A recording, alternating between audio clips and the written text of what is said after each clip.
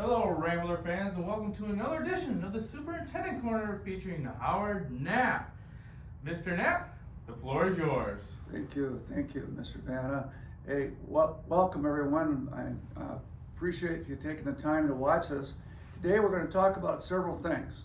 One is I want to update you on where we're at with our superintendent search. I think I got some really good news about things, how things are progressing. Also give you an update on the Early Learning Center, talk a little bit about COVID, and also talk about the start of school sports and give you a little background on the status of the senior trip. Starting with the superintendent survey, there's been quite a bit of work that's been done. We established a timeline, and on Friday, February 5, we posted our opening for the superintendent's job. We're hoping to the position posting will close as of February 26. After that, we hope to screen the applicants. The screening process will be done by the Board of Education. They'll look at the resumes that have been submitted, look at backgrounds and so forth, and then they'll probably take it down to a number, whatever that number is. They might interview 3, they might interview 5, they might interview more, depending on the breadth and the types of applicants that we receive. They'll take that and then we'll invite the finalists, if you will, for the first interview, conduct the first interview in first week of March. I guess March 8 through 12, maybe that's the second week of March, and then we'll narrow that down to 1 or 2 and have a final second round interviews. And then hopefully have a candidate, or maybe sometimes 2 candidates are still being considered, and move into potentially some community visits. The board and possibly some of our other stakeholders might travel to a couple communities and talk about, get some more background on our applicant. And then we'll move into, we hope to have at least one, if not a couple, community meetings where everyone in the community will be invited to come in and meet our candidate or candidates of choice. Then at that point, the board will get together. They will, as all 7 members, will weigh the criteria. I'm going to talk about that in a little bit. Weigh what their impressions are and extend an offer. And our hope is that the offer will be extended by April 12th, and that our superintendent will be in the seat as of July 1st of this year. Let's talk about criteria and questions. You're going to be, many of you already have received our survey, superintendent stakeholder survey. It's short. There's a number of questions on it, but it's less than 2 pages. We think it would take someone that was seriously looking at it maybe 10 minutes to ponder, look at it, and complete it. And you have the opportunity to do it electronically, or we are going to send out hard copies via our board members, via some friends of the community that are going to distribute those to people that live in our community that maybe don't have a child or a grandchild directly involved in the school right now, because we really want to make an effort to reach out to everyone that would like to have input into this. And additionally, we're going to be asking churches to run a little announcement in their bulletins telling people where the website is, how to connect, and also you can call me anytime, 825-2165, and that will give you the central office number here, 825-2165, and you can ask for or help on how to find the survey to complete. We're taking this very seriously. The survey is intended to develop a profile on our ideal perfect candidate. And additionally, based on the questions that how you answer, we will compile those, and we will be asking questions based on what's the most important things that you see. Things like education leadership, things like visibility, things like community, being active in the community, being the leader of our staff, those kinds of things. And we're looking for staff, parents, and we're going to be doing a special survey for students 6th grade through 12. We're going to soften the questions a little bit and have our principals and staff talk to the kids about the importance and what we're asking. And so they'll be doing their own survey, which will also be fed into this. Parent-teacher conferences are coming up this week. They'll be Thursday and Friday, basically Thursday night, completed over the weekend probably, because we can't do them in person. We're doing them virtually, so remotely. So staff will be reminding parents that they're talking to please take a look, go on the website, take a look at the survey and complete it. Hoping, as I said, that those will be done by the 26th of February. We'll compile those, and those will determine the questions that are asked by the board of the people that we interviewed. I know I just gave you a lot of information, but it's really important, and it's really a very, very important time in our district.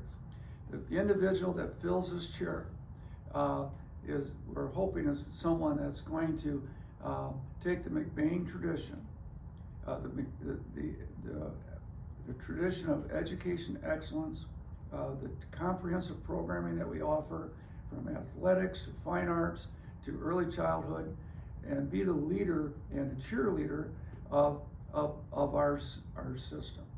So it's a great opportunity for us to find somebody that really wants to serve a wonderful district.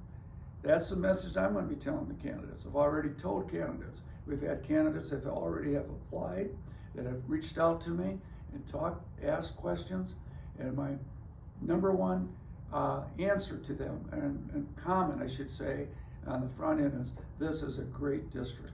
We have many wonderful things going. Our Performing Arts Center, our gymnasiums, our athletic complex, our teachers and staff, and the curriculum we offer, the early learning center that's coming online. McBain doesn't have to take a backseat to anybody. And we need a strong leader, someone that can continue to take it to the next level. So that's a little bit of that, Mr. Vanna. What would you like me to talk about next? I was wondering if you had an update on the Early Learning Center. Well, good things there to report. Yesterday I had a meeting with Mr. Dean Krieger, who was the architect of the building, and Mr. Chip Hendricks, who was construction manager, along with staff from here. And we're working our way through to finishing the building. We talked about issues like exciting things like gutters on the roof. We talked about lighting of the parking lot. We talked about creating a nice spot for if children are ill, and make sure that they have access to restroom, water, the things that happen with that we need to have. We're also looking at trying to put some sound acoustics panels, softening in the great room when you see it. We got a beautiful big area there. It needs to we need to soften the sound in there a little bit. Those types of things. I really believe that we'll have everything ready to go by just shortly after spring break, and that's the goal. And when we get those things done, that we're working on that, and right along with it, we're planning curriculum. We're planning a preschool curriculum. We're planning how we are going to reach out for daycare services, summer programming, and all those things are in the works. Not to say, in the least part of it is what type of staffing are we going to have? How many teachers are we going to have? How many aides? That sort of thing. Additionally, we're working with the Great Start Readiness Program. I think I'm really encouraged that we're going to have a class of, or a number of children that meet that criteria. I'll talk more about that later as we get closer, but that's good news that we're going to be mixing the children that are eligible for that program along with our tuition students, and it's going to be a wonderful start. We're also talking about looking at, and I think we're finding ways to introduce Spanish to the 4-year-olds, and we're hoping that becomes something that we'll be able to carry over into we already have an excellent Spanish program at the high school, but that would start introducing Spanish in early out. Those are, in driving all of that, is I've developed a business plan. The board is working with that. We'll be looking at that, and we're working now on what the tuition will be, the charges, the hourly rate to. It's going to be as reasonable as we can make it. It will be. I think you'll be pleasantly surprised when we roll it out. I don't want to get ahead of myself with numbers, but I believe we're going to be able to have a program that will have 50 children out there and staffed, and we'll have a program that is in the black, if you will. It's not going to be deficit spending, and that will be a significant accomplishment. That's the goal. So, Early Learning Center, we have a license number. The state has approved our application. Exciting. We have permits from the plumber, from the fire marshal, from the electrical. Those, we've passed those. We're tweaking a $2.5 million project. There's things that we're just finishing on the inside.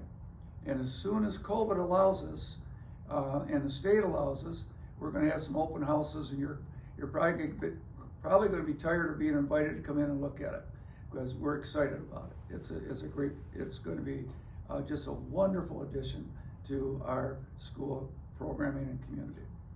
Mr. Vanna probably worked that one long enough. Well, it's the year 2021, and what's this year without a comment about COVID? Well, it's a gift that keeps on giving, folks. Yesterday, working through with meetings and so forth, and got a call. We had 2 youngsters that tested positive a week ago Wednesday that were that resulted in having to send have 3 of our elementary classrooms not come into school for a few days.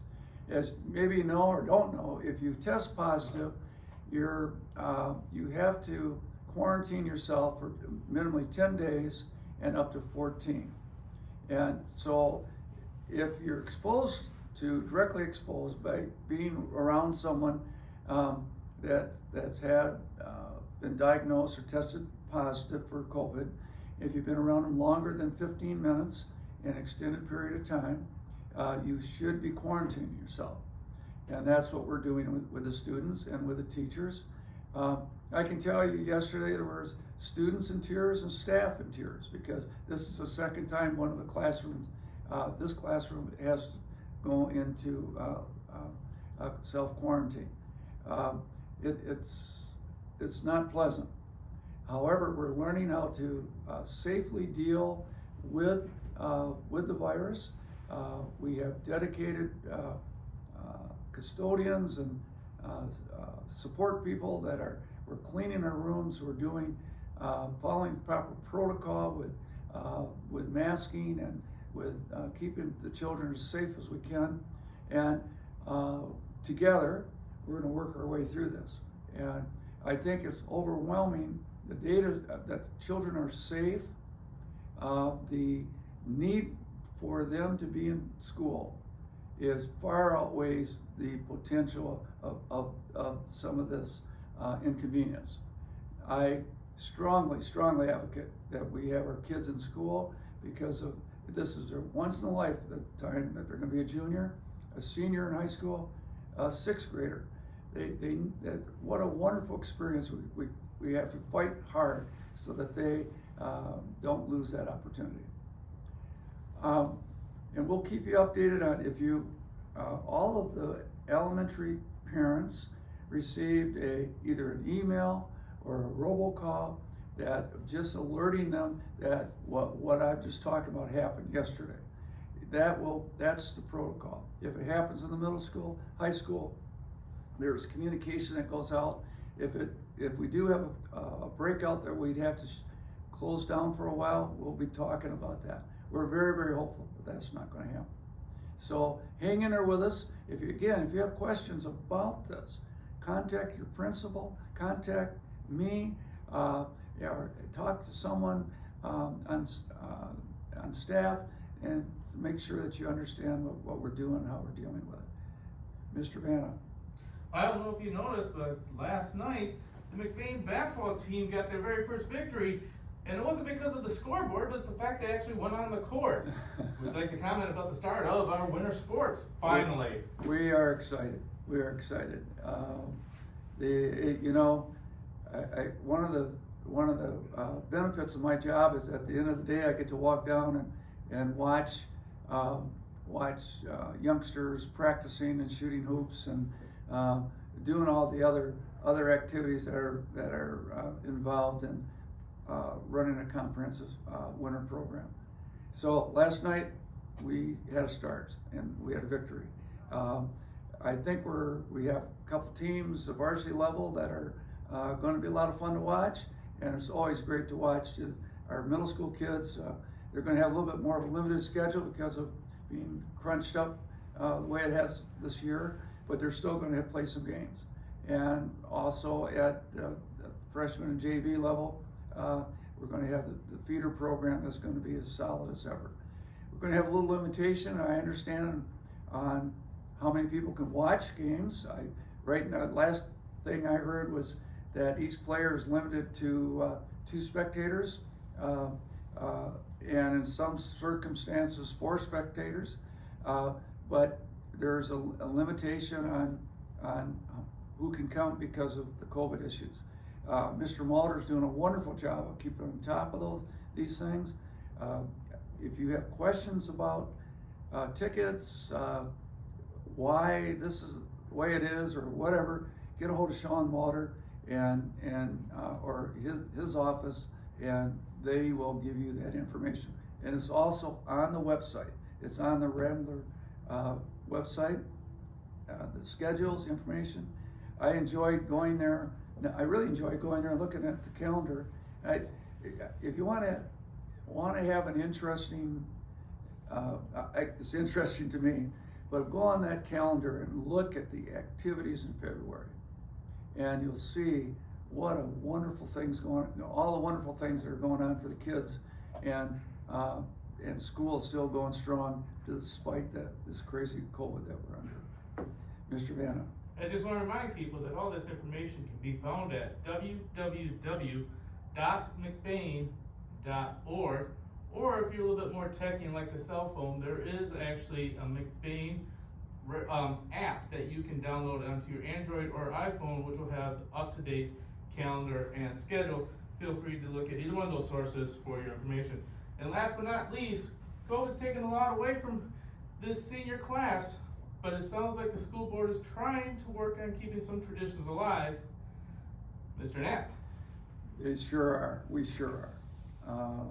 I can tell your Board of Education really is committed to trying and supporting a senior trip this year. Senior trip, and Mr. Vanna is the leader of that as a senior class advisor, and Mr. Biller. They're working diligently and trying to find options for that are safe and that we can send our seniors for a quality senior trip. Washington, as you know, as I speak, we're obviously there's still uproar going on in Washington, D.C. There's still, my knowledge, there's still National Guardsmen in Washington, D.C. We're monitoring that very closely, and we do not want to send the kids into a situation that's not stable or is not safe. we have some options that we're looking at. Mr. Vanny, you want me to talk about those, or? Sounds great. One of the options is looking at the possibility of going to the east coast of Florida, going to NASA and looking at the educational programming that they have there relating to our space program. There's some other good activities that would make for a wonderful trip. That's one option, and there will be others that we'll explore, and we're hoping that we'll have some decisions and green lights by March, maybe, hopefully no later than April. How's that sound, Mr. Vanna? That sounds fantastic. I think those what we had on the list today to talk about. Again, I want to just thank you for your support.